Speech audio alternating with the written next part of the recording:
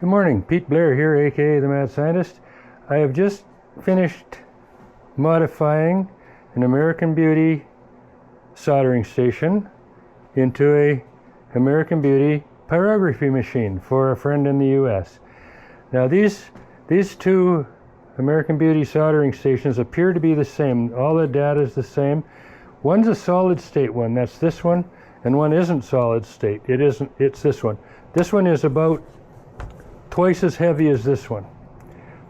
This one has a mechanical means of adjusting the temperature. This one has an electronic means of adjusting the temperature.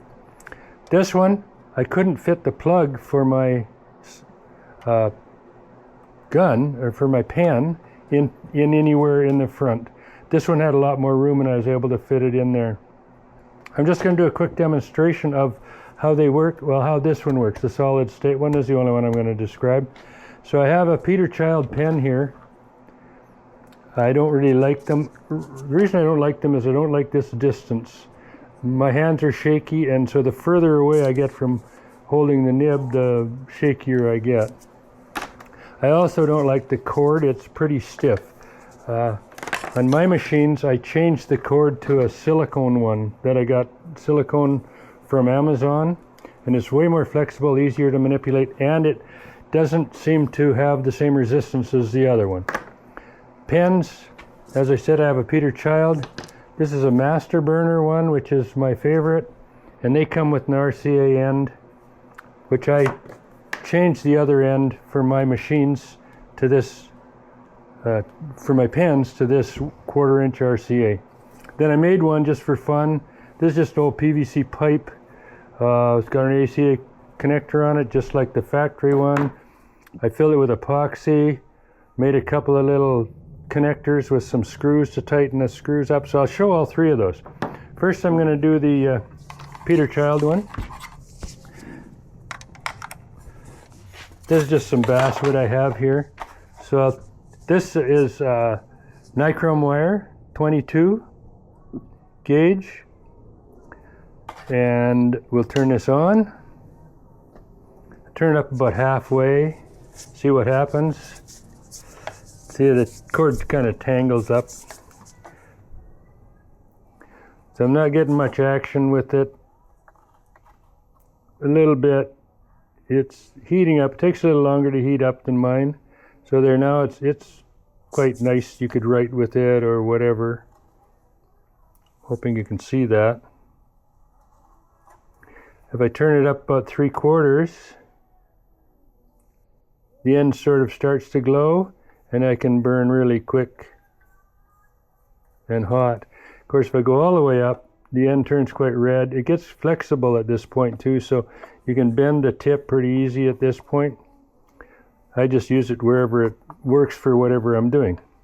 Okay, so that's the Peter Child.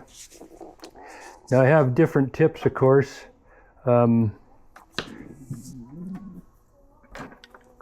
The one I'm going to use next is my master burner. And it's got a ball tip in it. It's one of the ones you get from Amazon, pretty cheap. I've shortened the legs quite a bit to try and keep that distance closer or shorter. So again, I'll go about halfway. We'll see what happens with it halfway. It takes a bit to warm up.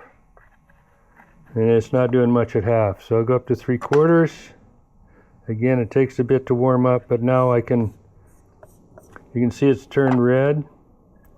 I can turn it back down a bit.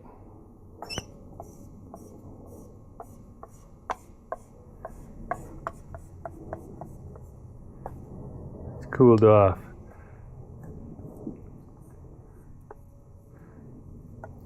So that works pretty slick. It actually doesn't require as much heat. This cord doesn't require as high a temperature setting as the Peter Child one does. I'm just going to switch to my homemade one. We'll go about halfway. Now this has got a different tip, kind of a spoon type that I use for shading. So about halfway.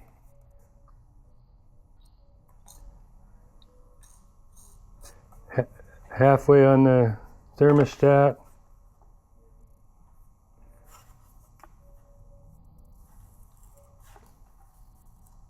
So that's pretty much it. All I did was I removed the two plug-ins that they had for the soldering gun, combined them into one RCA 1/4 inch, put it back together, did that in both of them. This one, as I said, I didn't have room in the front here because it's got this mechanical adjustment. This is the only spot I could fit it in. Okay, so that's it. This one will be going to a friend in the US early next week. Thanks for watching.